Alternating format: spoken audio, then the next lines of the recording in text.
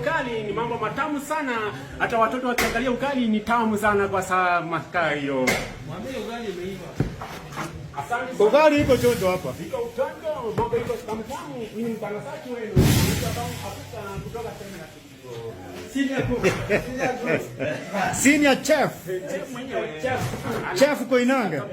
Na ugali huyo ni mambo matamu wakiwa wanasema hata zaidi tena maziwa utakuwa.